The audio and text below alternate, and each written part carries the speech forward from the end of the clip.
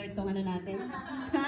Amen? So, sige, manalangin tayo. Panginoon, maraming salamat po sa umagang ito. And I pray na itong word na ibabahagi ko po sa umagang ito. Lord, I pray na maibalik po yung passion ng bawat isa. Pagkaroon po ng transformation sa bawat buhay. Lord, maraming salamat. And we glorify your name. In Jesus' name we pray. Amen and amen. Maraming salamat sa inyo, mga pogi at magagandang mga music team. Palakpakan naman natin si Lord. And of course, palakpakan naman natin si Lord sa buhay ni Sister Mayten at family. Nakaka-bless po yung testimony niya. Maging tapat lang tayo sa ating Panginoon at talagang i-bless tayo ng husto. Amen? Muli, maraming salamat po sa ating mga bisita. May mga nakikita akong mga bagong mga mukha. Welcome po sa ating church. Welcome po sa Vision Church. Ayan. And good morning again! Sabi mo sa kami mo, good morning!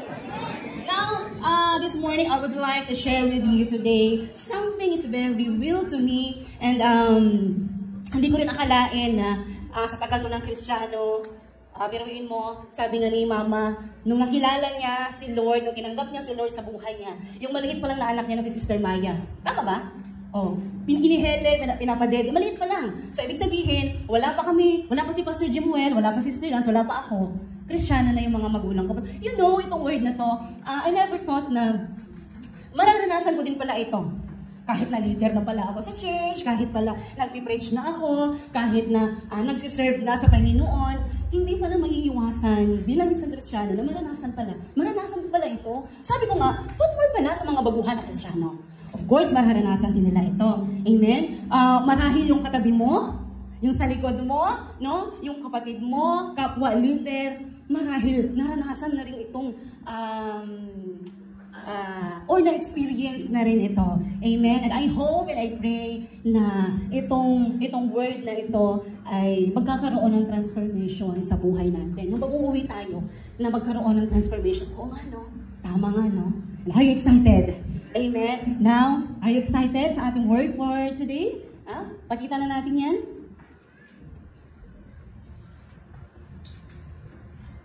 Burn out no more. Sino dito nakaranas na ng pagka-burn out? Ayokong ipataas yung kamay nyo kasi ayoko rin syempre malaman kung sino kayo. But alam nyo sa sarili nyo na burn out ka na din minsan. Minsan sa buhay mo, kahit na naglilingkod ka na, kahit na leader ka sa church na to, abay na-burn out ka na din. Na-burn out ka na. No?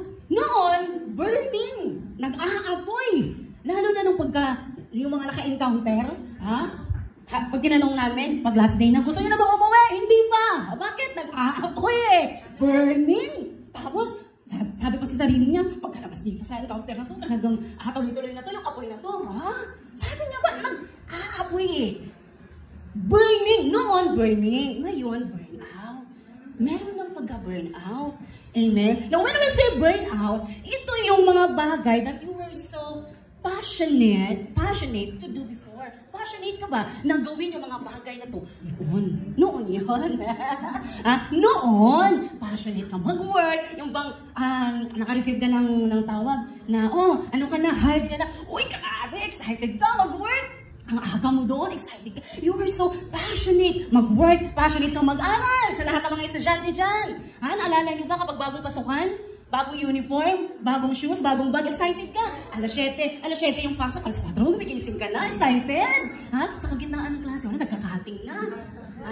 Wala na yung excitement, nagkakating na. Passionate ka sa ministry mo noon, grabe kahit maglakad ka, walang problema sa'yo, pero ngayon, ang arte mo na, pabebe na. Passionate ka noon sa ginagawa mo, passionate kang mag-soul winning, passionate kang mag-share ng word ni Lord. Napaka-passionate mo, passionate kang mag-devotion. Lalo na sa mga nag-i-encounter, no? Diba may nakalagay doon, tinuruan tayo mag-devotion, may nakalagay doon, no devotion, no breakfast. Sabi mo sa sarili mo, pag uwi ko nito Panginoon, hindi ako mag-breakfast, tapos hindi pa ako nag-devotion. Ay, nangyari, bumaliktad. Diba? Wala na, hindi na natin nagagawa. Bakit? Wala na, na-burn out na tayo. Hindi na natin ginagalingan yung ministry na meron tayo, nagiging kontento na lang tayo, okay na yung tugtugan na ganito, okay na. Nagiging kontento na lang tayo, ang bilis na natin magtampo. Amen? Ang bilis na natin matiso. Sabi nga ni Pastor Mark, nung Thursday ng mentoring, dapat ang isang Kristiyano, bawal na dapat ang bawang at sibuyas. Balat sibuyas, bawang na dapat yan. Yes, natitisod ka. Yes, nagtatampo ka. Pero dapat wag tayong mag-dwell doon. Amen? Kasi hindi tayo mag-grow bilang isang Kristiyano. Ano pa? Lagi na lang nagre-reklamo kapag may inuutos sa pastor, sa leader, sa boss. Lagi na nagre-reklamo. Ano ba yun? Puro na lang utos. Amen? Noon, excited ka na makapag-work, grabe, answered prayer, and everything, pero wala talaga. Wala na yung passion sa'yo. No, lalo na kaliwat kanan, yung bills, nag-abot na si Judith at si Juna, plus disconnection letter bawat, yung mga alam na gagawin, Lord, paano na kaya ito? Grabe na, nakakapagod kaya yun. Kaliwat kanan yung mga utang, amen? All a while, bigla ka na lang nakaramdam ng katamaran, nakaramdam ng pagkalabnaw, feeling mo pagod ka na sa sarili mo, feeling mo stress ka na, di ba? Grabe, na-depress ka na, tapos isa pa, ikaw mismo sa sarili mo naiinis ka na. Bakit? Kasi hindi ka naman kasi ganun eh. Hindi ka ganun eh. Alam mo sa sarili mo, napakasipag mo. Alam mo sa sarili mo, na kung mag-serve ka kayo, grabe, todo. Pero bigla na lang, nawala sa'yo yung passion na yun. Amen? Kaya ngayon, inis ka ngayon sa sarili mo, hindi mo alam ano gagawin mo. Naiinis ka na lang. Kasi hindi ka naman kasi ganun eh. Amen? And every time na mararanasan ko po itong mga bagay na to, na, sabi ko nga sa inyo, hindi natin maiiwasan to, kahit kapatid pa ako ng pastor. Ha? Lahat tayo mararanasan natin, kahit anak ka pa ng pastor, mararanasan natin to. And every time na mararanasan itong mga bagay na to, no, lagi kong binabalikan yung verse na to. Next. Philippians 4, verse 13, I can do all things through Christ who strengthens me. Amen? I can do all things. You can. Sabihin mo sa sarili mo, I can. I can do. Amen? Sa lahat ng nalupaybay, sa lahat ng nakaramdam ng kapaguran, you can do all things through Christ. Si Lord ang magbibigay ng kalakasan sa atin. Amen? Hindi yung barkada mo outside, hindi yung amen? Si Lord ang magbibigay ng kalakasan natin. Amen? You know, there is a person in the Bible na nakaranas din ng burnout. Tulad din natin. Nakaranas ng pagod, no? Even kahit na napaka on fire niya, pero na-burnout din siya, no? Tulad lang din natin, akala natin no, itong burnout ngayon lang to. Itong generation na to, parang pag-ibig naman, papunod ka pa nalalaman. Hindi, nung unang panahon, naranasan din po nila ang burnout. Naranasan din nila yung pagod, tulad din po natin. No? And 1 Kings 19, verse 1 hanggang 8. Now, bago tayo dyan sa verse 19, bigyan ko lang kayo ng background story dito sa verse 18. Now, ito yung time na pinahiya ni Elijah ang 450 na false prophets ni Baal. Bakit? Buong araw yung false prophets na yan na nag-pray sa kanilang Baal na umulan na magpaapoy. No? Nga lang, buong araw na silang nagpipray, walang nangyaring apoy. Walang bumabang apoy. Ha? Itong si Elijah, sabi niya, sige ako na dyan. Nung lumuhod si Elijah at nanalangin sa Panginoon, immediately, bumaba yung apoy. Nagulat ngayon yung mga 450 prophets. Paano nangyari yun? Totoo nga pala talaga ang Panginoon ni Elijah. Kasi nung time na yun, yung mga prophets, mga Israelites noon, hindi naniniwala sa ating Panginoon. Kasi meron silang sinasamba na Diyos na si Baal. So, nung nanalangin, lumuhod at nanalangin si Elijah, immediately bumaba ang apoy. Bumaba ang apoy. At nung nakita ng mga Israelites, uy, grabe, ang tindi ni Elijah. Alam niyo ang ginawa ni Elijah? Pinatay niya lahat ng 450 prophets. At hindi lang yun, nagpaulan pa. Kasi nung time na yun, 3 years nang walang ulan sa Israel. Now, dito tayo. In verse 19, in chapter 19, when Ahab got home, binalita na sa kanyang asawa na si Jezebel. He told Jezebel everything Elijah had done. Kinuwento niya lahat. Alam mo ba, nagpaapoy si Elijah, nagpaulan, at pinatay niya ang 450 prophets ni Baal. Including the way he had killed all the prophets of Baal. So Jezebel sent this message to Elijah. Ano sabi niya? Next. So Jezebel sent this message to Elijah, may the gods strike me and even kill me if by this time, tomorrow, I have not killed you just as you killed him. Sino dito yung ganun? Tignan lang natin. Sabi niya, patayin ako ng Diyos ko kung hindi kitang mamamatay ngayon o bukas. May mga magaganyan tayo minsan, no? Mga ano natin ba? So, of course, si Elijah as human, no? Tao lang din naman siya. Nung malaman niya na ipapapatay siya, malaman niya na may death threat siya, ha?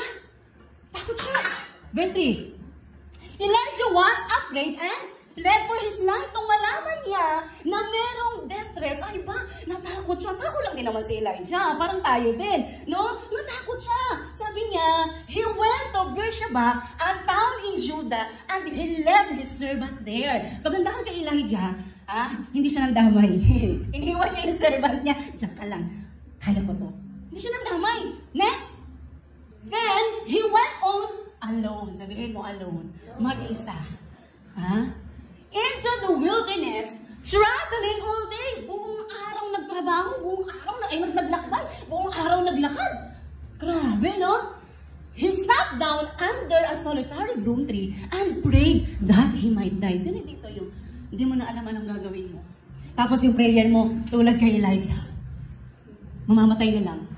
Tapos ano po sabi niya? Sabi ni Elijah, nagpe-pray siya, sabi niya, I have enough, Lord. I have had enough, Lord. Lord, sobra-sobra na. Grabe, Lord, Lord, ginawa ko na, hanggang tayo, Lord, ginawa ko na lahat, Grabe na kayo pa. Lord, pagod na ako. Lord, tapos ganito lang, papapatayin ako, Panginoon. I have had enough, Lord. Sabi niya ganyan, sobra-sobra na. Take my life, kunin mo na lang kaya ako. Kaninang litanya kaya yan, pagpagod na ako ka na. Hindi mo na alam ang gagawin mo. Diba minsan, ganun yung prayer natin, Lord, kunin mo na lang kaya ako, Panginoon, hindi ko na kaya. Sobra-sobra na. Minsan ganun yung prayer natin, no? Parang kay Elijah din, no? Sobra-sobra na, Panginoon, hindi ko na talaga kaya. Grabe yung bills, grabe Lord, yung utang ko dito, grabe. Hindi ko na alam anong gagawin ko. May loan pa ako, kailangan bayan. Hindi ko na alam. Grabe yung mga bumbay, daming bumbay na. Ang kumakatok sa bahay, hindi ko na alam kung babayaran ko pa kaya sila. Tapos yung prayer mo, parang si Elijah, take my life, kunin mo na lang kaya ako, Panginoon. Para hindi ko na maranasan itong mga problemang to. Minsan ganyan tayo, no? Take my life, Lord, kunin mo na lang ako. For I am no better than my ancestors who have already died. Sabi niya ganyan. And then, tuloy lang natin. Then he lay down and slept under the broom tree. But as he was sleeping, an angel touched him and told him, get up and eat. Next, I looked around, and there beside his head was some bread baked on hot stones and a jar of water. So he ate and drank and lay down again. Next, then the angel of the Lord came again and touched him and said, get up and eat some more, or the journey ahead will be too much for you. Next, then, balik. Sabi niya, then the angel of the Lord came again and touched him and said, get up and eat some, because of the journey. Yung journey na gagawin na lalakbayin mo ay malayo-layo pa. Amen? So, kung ikaw to kapatid, maybe this message is for you. Maybe this message is for you. Ano lang naman yan aminin lang naman natin sa sarili natin na ako nga. Hindi tayo mapapalaya kung hindi natin naaminin na ikaw yan. Hindi mapapalaya. Amen? Baka may experience ka na, signs, and may mga sintomas na papunta ka na doon sa pagka-burnout mo. O hindi ka nag-iisa. Ako din, nararanasan ko. Yung katabi mo, nararanasan din yan. Yung pastor natin, mga leaders natin, nakakaranas din. Amen? So, this morning, meron akong 3 bagay na nakikita sa passage na ito, no, na kung paano tayo makabangon or ma-overcome natin ito. Kasi meron gamot Kung willing ka lang magpagamot, kung willing lang tayong magpaayos. Amen? At kung paano hindi ka na ma-burn out ulit. Well, hindi naman natin maiiwasan ay yan, no? Pero at least alam mo na kung anong gagawin mo. Or kung na-burn out ka na, makaka-recover pa kaya? Amen? Makaka-recover pa kaya? Now, 3 things. Number one, rest. Don't stress. Kulang ka lang pala sa pahinga. Kaya ka na burn out. Pahinga, sige. Diba? Rest and don't stress. Baka kaya ang dami na natin mga wrinkles kasi wala ka ng pahinga. Puro ka na lang trabaho. Amen? Wala na mga wrinkles. Kahit anong pahit mo siguro dyan ng mga skincare, wala na kasi bakit? Wala tayong pahinga Amen? You are too blessed to be stressed. Ay, huwag po tayo magpadala sa stress. Amen? Just like Elijah, nung na-stress siya, anong ginawa niya? Natulog. Under the broom tree. Natulog siya. Nagpahinga siya. Amen? Ang sabi sa verse 5, then he laid down and slept under the broom tree. baka kulang ka lang sa pahinga. Kulang ka lang sa rest. Ha? O ngayon, alam niyo na, bakit kayo na-burnout? Kulang kayo sa pahinga. O sobra sa pahinga. Ganyan lang yun. Kulang sa pahinga o sobra sa pahinga. Ha? Now, bago tayo pumunta sa 2 and 3, no? What goes on when you sleep? Number 1, your brain recharges. O yung cellphone mo nga, nalolobat, nagahang. Utak mo pa kaya? Katawan mo pa kaya? Ha? Your brain recharges. Tama. Ipilit mo bang gamitin yung cellphone, 0% na? Nagahang? Ay, kung pilitin mo, ay talagang masisira na yan. No, anong kailangan? Pahinga ka.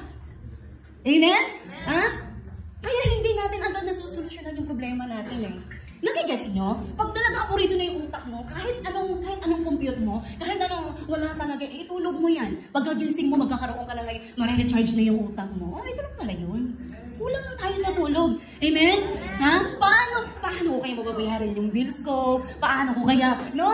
Hallelujah! Paano ko kaya, sa kayo kukuha ng pambayad nito, yung loan ko, grabe, nag-abot-abot na yung loan, yung bills, ha? Lahat na, nag-abot-abot na, paano kaya? Amen? Kulang ka lang sa tulog. No? Paano ko kaya may isaayos yung life group ko? Ang dami mong iniisip. Kung di mo na kayang i-compute yung mga bayarin mo, hindi itulog mo muna. Baka sakali pagising ko, okay na. Diba? Parang sa Elijah, natulog eh. Nagpahinga siya eh. No? Sa mga estudyante dyan, na stress na. Kung, papasa kaya ako nito? May pambayad kaya ako sa tuition nito sa susunod na SEM? Papasa kaya ako sa bar exam, sa board exam? Stress ka na, di mo na alam gagawin mo. Itulog mo muna yan. I-rest mo muna yan. Ha? Ang dami nating iniisip masyado. Masyado ka ng stress. Minsan pa mo kapag kulang tayo sa tulog, aburido yung utak natin, nabilis natin magalit. No? Amen? Bakit? Kapag pa naman wala kang tulog, mainit sa katawan. Hanggang sa mag-aburido ka na lang kasi wala kang tulog. Ha?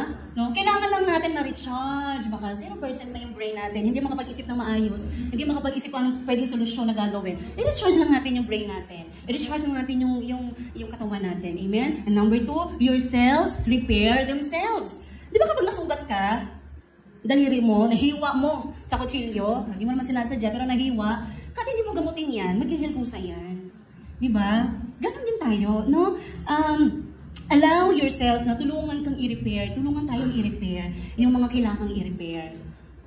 So, pangatlo, your body releases important hormones. Kaya, huwag ka nang mag-overthink. Kulang ka lang sa tulog. Ha? Kasi, di natin may iwasan, ang dami natin, what if, ganyan, paano kaya, makukulong kaya ako nito, ano kaya gagawin ko nito, naku, ang dami natin what if. Tulog ka muna. Pagkatapos ng matulog, saka mo na isipin. Diba? Kulang tayo sa tulog, no? Kaya para hindi ka mo-burn out, pahinga din pag may time. You know, even the Lord, our God, He created the heaven and the earth from Monday hanggang Saturday. And pagka Sunday, nagpahinga. On the 7th day, nagpahinga si Lord. Si Lord nga nagpahinga, ikaw pa ba? O ano ka? Machine nga, napapagod, nasisira. Ikaw pa kaya na tao?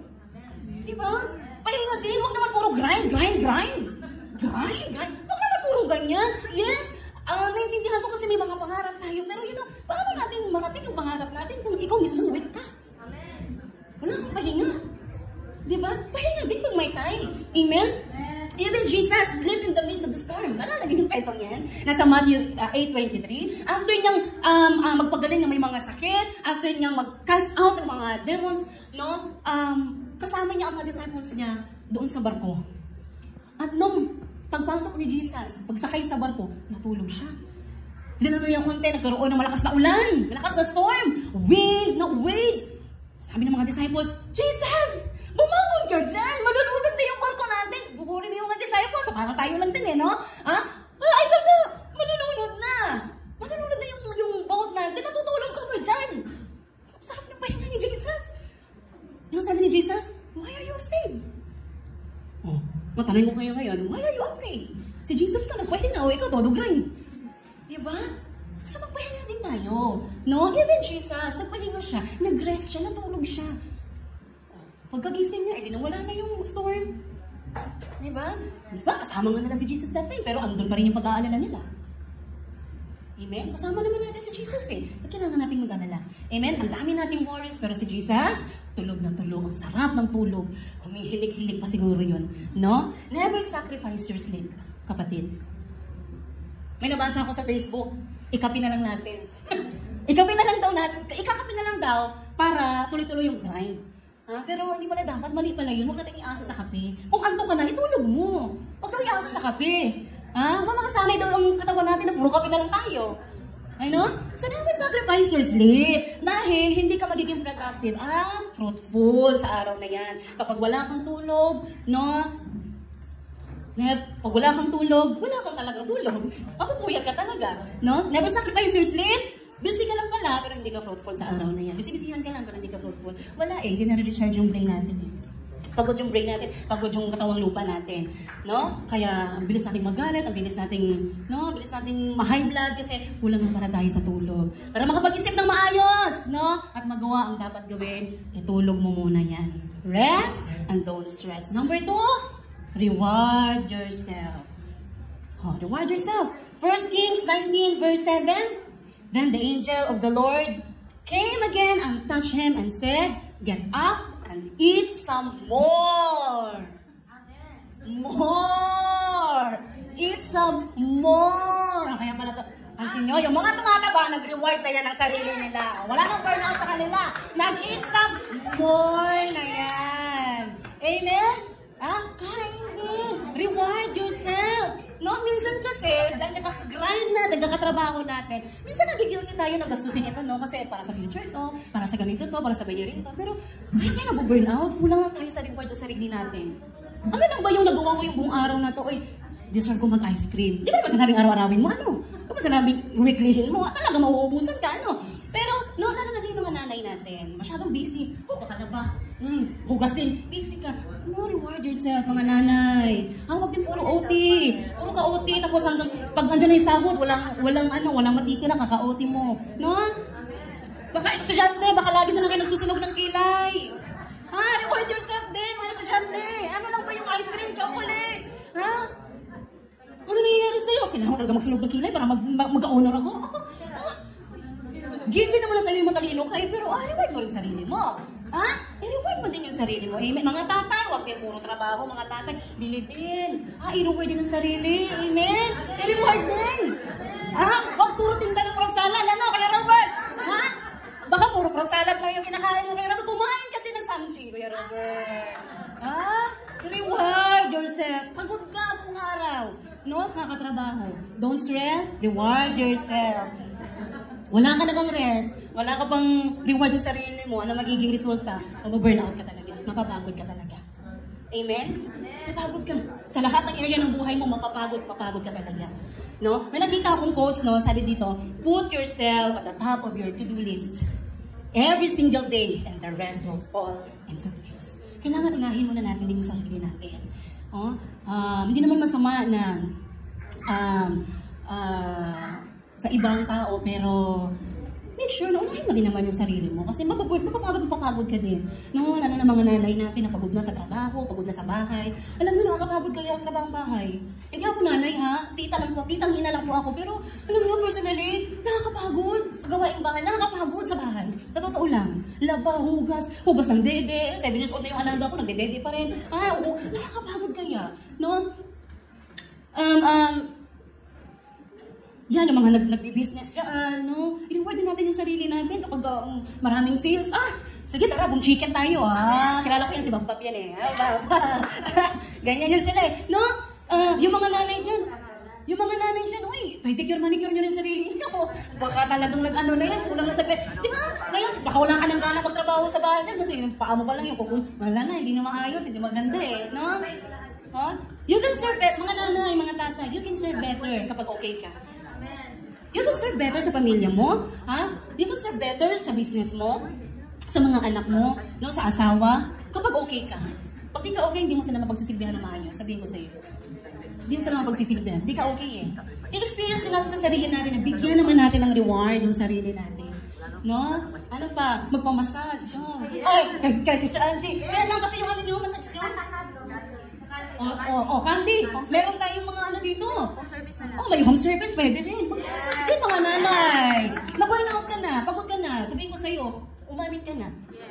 Napapagod din naman tayo eh. Pero pag-rest, i-reward mo din sarili mo. Kakagrind mo, wala ka natira para sa sarili mo. Reward din para sa sarili. Amen? Bili ka ng something. Ano lang ba yung lipstick, mga nanay, tatay, sapatos, t-shirt. Ha? Bili din ng something, no? At ano ba? Magkape, mag-Starbucks, mag-Samshi, mag-Half-Pot. Amen? So, reward din natin yung sarili natin. Delayed gratification is okay. Yung magtipid ka na muna sa sarili mo, next time na lang. Kailangan bang unahin to, may kailangan bang ganito, no? Okay naman yun. Pero don't forget to reward yourself. Amen? Walang problema sa pag-iipon para sa future. Ano na ba yung kumuha ka ng konti ba?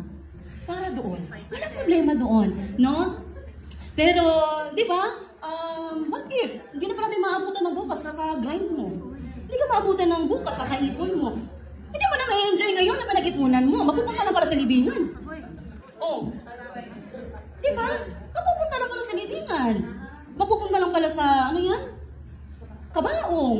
Di ba? Kaya, i-enjoy din natin yung buhay natin. Wag, puro grind. Enjoy din pag may time. I-reward mo din yung sarili mo. Amen? Hindi natin na-enjoy yung mga pinagpuyatan natin. Ha? Nagpuyat ka buong araw, no? Wala kang tulog, hindi mo malang ma-enjoy. I-reward mo yung sarili mo. Yung bang nag-e-enjoy ka din, para hindi ka naman ma-burn out. Kasi sa bahay ka, ma-burn out ka eh. Mapagod ka. Sa trabaho mo mapagod ka. Sa dyan, mapapagod ka talaga. Hanggat hindi mo binibigyan ng panahon yung sarili mo, mapapagod ka. Amen? Ayun nga sabi ko sa inyo kanina, hindi ko naman sinasabing every week, every day mo gawin yan. No, may maglaan ka lang ng time, mag-goal ka lang, no? Ito, pagka ganitong ito, bili ako ng ice cream, bili ako ng pizza, para sa deserve mo din naman kahit papano. Si Jante, deserve din natin. Amen? Kaya, alam nyo, hapon, kami mga nasa music team, nag-meeting na kami, excited na kami sa aming hiking ba? Excited na kami, bakit? Kailangan din naman namin i-reward yung sarili namin. Baka tuwing Sunday na lang, walang ganang tumugtog si JR. Ha? Pag si JR, walang ganang tumugtog, ha? Anong kulang sa JR? Reward. Ha? Napagtitingin namin kahapon na mag-hiking kami somewhere. Mag-hiking siguro sa mag-hiking sa Anonas, no? Diyan, no? Mag-hiking kami. Sino sumama? Mag-hiking sa Sapa. Ayan. Ayan, totoo. Kaya napag-usapan namin kasi hindi naman ang turo ni Pastor na bigyan nyo din ng time na magkaroon kayo ng fellowship sa music team. Magkaroon ng relationship ba? Something na ganyan. Kaya sabi ko sa kanila, mas lalo natin galingan yung ministry natin. Sabi ko, mas lalo pa natin tindihin. No? Itong mga nararanasan natin, patikim pa lang ito. No? Basta pag nakikita ng Lord na seryoso ka sa ministry mo, yung desire mo, grabe, sa pagsiserve sa Panginoon, ay talagang marami pang reward ang matatanggap natin, no? Mas lalong maraming reward ang naghihintay sa langit. Amen? Hallelujah. And lastly, para hindi na tayo ma-burn out, number 3, reach out. Sabi mo, reach out. No? Ang dami ng mga tao na mas pinili na lang nila i-end ang buhay nila. No? I-end ang pangarap nila makatapos sa pag-aaral. Burnout ka na eh, pagod ka na, stress ka na eh. I-end ang pangarap nilang mag-promote sa trabaho kasi napaka-toxic sa environment, sa trabaho, ayoko na, hindi ka ng trabaho ko na eh. I-end mo na kaagad, no? I-end ang relasyon yung magpamilya, i-end ang relasyon yung magkamag-anak, i-end ang relasyon yung mag-asawa. No? I-end ang ministry mo dahil nahihiya ka nang mag-reach out. Kasi mas gusto pa natin yung sarilihin na lang problema na kinakaharap natin. May mga tao naman na gusto kang i-reach out pero ayaw mo. Nalasan niyo na yun? May mga tao na gusto kang i-reach out. May mga tao nagme-message sa'yo, nangangamusta sa'yo, nagpaparamdam sa'yo. Nga lang, ikaw, ayaw mo. Out of reach ka na. Ayaw mo. Di ba? Ha? Hindi ko sila kailangan. Kung sila kailangan. Sino ba sila? Ay, pagdating na tayo, ano? Kaya ko mag-isa, kaya ko itong mag-isa. Di nga ako pinapakilaman ng pamilya ko eh. Ako pa kaya pinapakilaman nila? Sarili pa kaya? Sarili ko pa kaya? Ha? Mga magulang ko nga. Mga magulang ko pa nga. Naiintindihan ako. Oh, bakit sila? Mga ganyan tayong mga sinasabi, no? Kasi, burnout ka na eh. Di mo na alam mo nang gagawin mo eh. So, mag-reach out tayo. Amen? Alam niyo, buti na lang si Elijah. Buti na lang si Elijah. Hindi siya nag-self-pity. Anong ginawa niya? Verse 8. He got up and ate and drank, and the food gave him enough strength to travel 40 days. Imagine, 40 days and 40 nights. To Mount Sinai, to the mountain of God. Kinatagpo niya si Lord doon. Nag-travel siya ng 40 days and 40 nights. Amen? Hindi lang siya naghihintay na, Angel, isingin mo ako ha, baka din yung pagkain na. Hindi siya naghihintay. Anong ginawa ni Elijah? Reach out. Nag-effort siya na pumunta. Alam nyo, nung nakapag-rest na si Elijah, ito na para sa akin to ha, point of view ko lang to, no? Nung nakapag-rest na si Elijah, at nung nireward na niya yung sarili niya, at bumangon na siya, di ba pwede naman siyang bumalik doon? Kasi siya galing. Kasi siya bumalik eh. Pero anong ginawa niya? Sabi niya, hindi ko kaya to. Kahit na nag-rest na ako, kahit na nirewardan ko na ang sarili ko, hindi ko pa rin kaya na wala si Lord. I-reach out ko pa rin si Lord. Reach out. So, anong ginawa niya? Nag-travel siya ng 40 days and 40 nights. At kinatagpo si Lord. No? Ang mali kasi sa karamihan, ang mali kasi sa atin, sana wala na to sa Vision Church. In Jesus' name, sana wala na to. No? Na kapag na-burn out na tayo, pag na-stress na tayo, kapag na-overwhelmed na tayo sa pinagdadaanan natin, ang unang i-let go, si Lord. Ang unang i-let go, yung word ni Lord. Ang unang i-let go, yung relationship kay Lord. Tama? Ha? Na dapat sa tuwing nakakaranas tayo ng kabiguan, nakakaranas tayo ng burnout, ang unang gawin dapat natin is surrender natin lahat sa Panginoon. Ha? Hindi yung si Lord ang unang mong isosurrender na bumaliktad na ngayon. Tama ba? Nung sa tuwing nakakaranas ka ng kabiguan, burnout, no? Katamlayan, pagkalamnang sa pagsaserve kay Lord, dapat, inuuna dapat natin si Lord, isurrender mo, Lord, di ko kaya to. Ginawa ni Elijah, you know, behind doon sa mga miracles na pinakita ni Elijah, yes, Elijah is very powerful, pero behind doon sa pinakita niya, doon sa mga milagro na ginawa niya, nag-reach out pa rin siya. Kasi bakit hindi natin kaya nga nawalan si Jesus? Hindi natin kaya nawalan si Lord sa buhay natin. Hindi sapat yung mag-rest ka lang, hindi sapat na i-reward mo sarili mo. No, mag-reach out din tayo sa ating Panginoon. I-surrender natin lahat kay Lord. Hindi yung si Lord ang una natin isusurrender. Ha?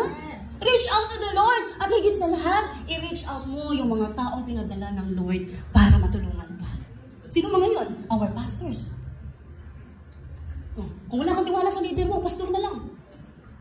Yung ibang mga leaders dito na talagang on fire.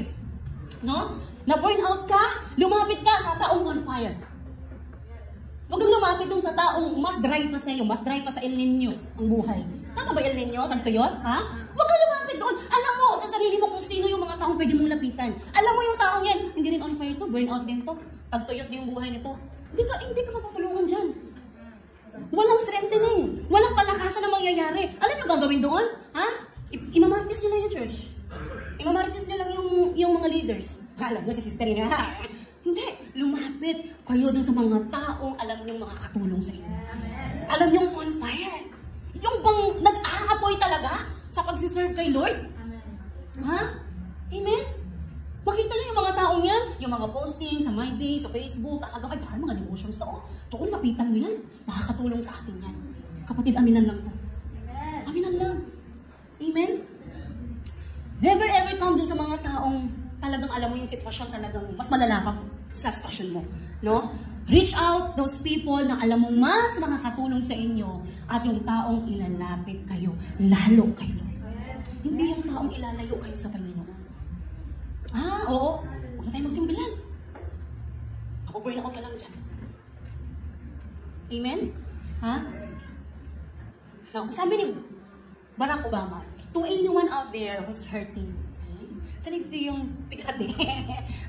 It's not a sign of weakness to ask for help. It's a sign of strength. Amen. Intindihan natin. Sa lahat ng stress, sa lahat ng na-burnout dyan, sa lahat ng mga nagtatampo, sa lahat ng mga nasasaktan dyan, hindi magiging kahinaan o karupukan o kahihiyan ang humingi ng tulong. It's a sign of strength. Tinapangan mo ang paghingi ng tulong mo. Hindi yung kakapalan ng tulong mo para manghiram ng pera. Iba yun eh. Pero yung tinapangan mo na humingi ng tulong sa taong yan, Pastor, di ko na talaga kaya. Bigat na talaga ako, Pastor. Ate, kuya, hindi ko na kaya. Nawala na, na-burnout na ako, nawala na yung passion ko, hindi ko na kaya. Tinapangan mo. Hindi karupukan yun, hindi kahihiyan yun, no? Hindi kahinaan yun ang pag-ask ng help. Naranasan mo yung problemang yan? Ask. Help dun sa mga taong makakatulong sa atin. Huwag kang mahiya. Alam niyo ba? Ha? Alam niyo ba na mas gusto ng mga pastor natin na maging tapat tayo sa kanila? Ha? Sa ilang years na pagsasama namin sa ministry ni Pastor Jim Nguyen, isa lang ang gusto niyong mangyari. Na may mangyari, may kabiguan man, o meron mang kadagumpayan, sana alam dapat niya. Yung pag-ikwento mo ba sa kanya ba, hindi mo na kaya yung problema mo, Pastor, hindi ko talaga kaya. Paano mo kaya ako matutulungan? Yung mga ganyan, Pastor, tulungan mo naman ako. Hindi yung mahihiya tayo. Tama? Kasi, no, minsan, no, hindi ko lang alam, pero ba't parang nakakaya at parang nahihiya tayo humingi ng tulong sa ating mga pastor. Sila yung pastor natin eh. Sila yung pinadala ng Lord para tulungan tayo, i-guide tayo. Amen? Huwag tayong mahiya. No? Tapangan natin ang paghingi ng tulong. Baka isipin nyo, dagdag lang sa mga iniisip ng pastor. Hindi ganyan yung mga pastor natin. Amen? The more na nangangailangan kayo ng tulong, tutulungan tayo ng ating pastor. Amen? No? Yung mga leaders natin dito, yung mga pastora natin, hindi mo manghuhula yan. Alam ko problema mo. Ang problema mo, hindi mo manghuhula yan. Kaya anong dapat gawin natin? Reach out. Mag-reach out sa kanila. Sabihin mo sa kanila, hindi ko talaga kaya to. Pwede mo akong tulungan. You can message them. Pwede sila i-chat, Pastor. Pwede ba tayo magkita sa ganito? May sasabihin lang po kasi ako. No? Huwag na tayo mahiya. Hindi ka talaga mapapalayan dyan kung mahihiya lang tayo. Amen? Sa katagumpayan man, wala na. Sa katagumpayan man, sa kabiguan, mapapakinggan tayo ng ating lanang matter. Amen po ba? Hallelujah! Tapos ka lang mag-rest, tapos ka lang mag-reward sa sarili mo, mag-reach out ka din. Sabihin mo sa katabi mo, reach out. Just like Elijah, reach out. Amen? Ang sabi nga sa Matthew 11:28, come to me, all you are weary and burdened, and I will give you rest. Lumapit lang tayo sa Panginoon. Mag-reach out lang tayo sa Panginoon. Tiyak, no? Na bibigyan niya tayo ng kapahingahan. Amen? No? Sa aking pagtatapos, no? Instead of being burned out, burn brighter. Ay, wala kayo narinig? Instead of burning out, dapat maging burn brighter pa tayo. Ano ibig sabihin? Ha? Kesa ma-burn out ka, dapat mas piliin na lang mag-burn brighter. Yung bang lalo tayong mag-aapoy sa Panginoon. Lalo tayong mag-aapoy. Yung passion mo sa pag-aaral, dapat lagi nag-aapoy yan. Kasi pangarap ka eh. Di ba ngayon pa lang nakikita mo na dapat yung future mo? Di ba? So dapat nag-aapoy tayo lagi. No? From burn out, burn brighter.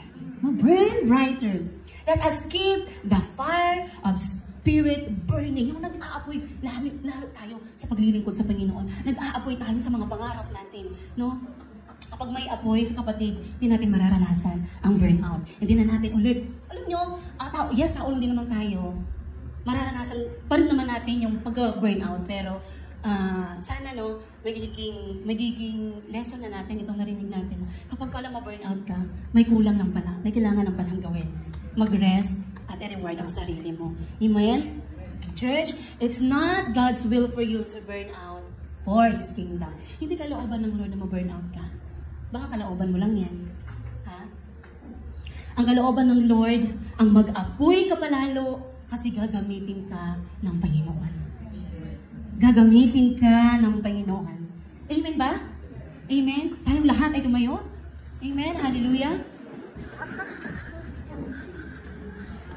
Alam niyo mga kapatid, the moment na pinili ni Elijah na mag-burn brighter, what happened next? Anong nangyari? Will amaze you. After mag-rest, after i-reward ni Elijah yung sarili niya, after niyang mag-reach out kay Lord, anong nangyari? Kinatagpo siya ng Panginoon. Kinatagpo siya ng Lord. And the Lord rewarded him. Merong reward? And the Lord rewarded him. May pinadala si Lord kay Elijah na makakasama niya. Siya ay si Elijah. And mo, kung palang gustuhin lang natin i-reach out, gustuhin lang pala talaga natin na mag-reach out sa ating Panginoon, may kakatagpuin eh. No? Katatagpuin tayo ng Panginoon. At meron tayong makakasama. Hindi naman si Elijah. Sino ang naging kasama niya? Si Elisha, pinadala ng Lord. Alam nyo, overall sa life ni Elijah, he performed 8 miracles. Wow! Grabe! 8 miracles! At habang nagpapatuloy siyang mag-perform ng miracles, and aside doon, nag-produce siya ng Elisha, nag-produce siya ng disciple for the next generation. Nakapag-train siya, which is Elisha. Alam niyo po ba? They had performed 16 miracles. 16 miracles. Kaya kapatid, kung na-burn out ka man, isipin mo yung next generation. Isipin na natin yung next generation. Pag-burn out ka, paano na lang yung mga kapu-apuhan ko? Paano na lang yung mga anak ko? Mag-invest tayo for the next generation. Amen? No? Gusto mo ba na ikaw lang makaka-experience ng miracles? Ipa-experience mo din sa next generation. Ipa-experience mo din sa kaapu-apuhan mo. Amen? Yung mga anak mo, apo mo, sila din, ipa-experience mo din na makaranas din sila ng double portion. Just like Elijah. Grabe, from 8. Nung siya lang mag-isa ha, from 8, nagiging 16 dahil meron siyang kasama. Iba pala kapag may kasama. Iba pala pag dalawa kayong nag-aapoy. Iba pala kapag dalawa kayong nag-burn brighter. Iba pala. Amen? Kapatid, sayang ang portion na yun kung patuloy lang tayo sa pagka-burnout. Yung portion na yun na ginawa, yung nangyari sa buhay ni Elijah, ay grabe. So tingin nyo ba, kung nagpatuloy si Elijah sa pagka-burnout, makakapag-perform pa kaya sila ng 16 miracles? Ha? Palagay ko hindi. Palagay ko hindi. Amen?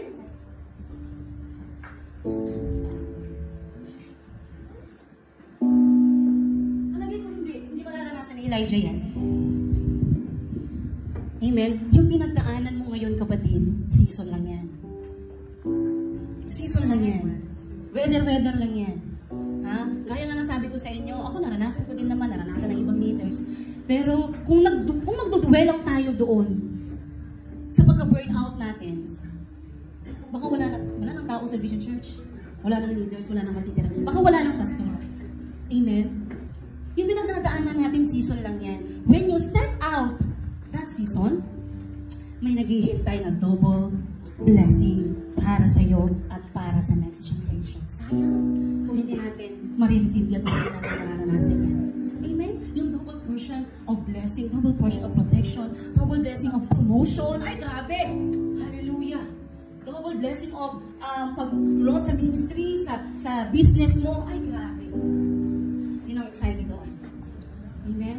Sino excited na maranasan natin yun? Aminan lang. Sabihin mo sa Panginoon, Lord, ako yata to. Ako yata to, Panginoon, na-burnout na rin ako. Meaning mo lang.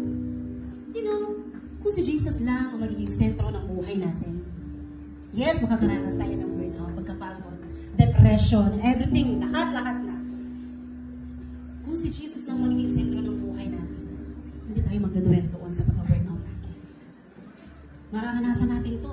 Pwede naman saglit lang, pero huwag mong hayaan na mag-duel ka na lang doon. Amen ba? Amen ba? Pwede ba nikantahin natin ulit yung kanta kanina? No? Hallelujah! From my heart, Jesus be the center. It's all about, yes, it's all about you, Lord. Sabihin mo sa sarili mo, it's all about you. Hallelujah! Gawin natin sentro si Lord sa buhay natin. Amen. Hallelujah. It's all about. Yes, it's all about. To the heavens, Jesus be the center. It's all about you. Yes, it's all about you. From my heart to the heavens, Jesus be the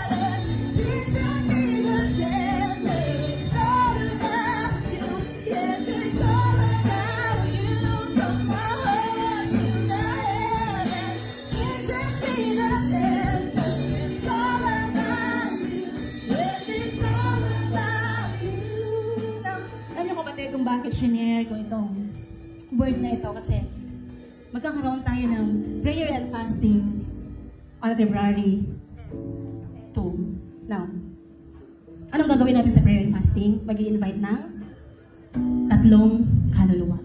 Now, do you think makapag-invite tayo ng 3 kaluluwa kung na-burnout ka? Hindi mo mag-i-invite yung kapitbahay mo kasi nagtampo ka.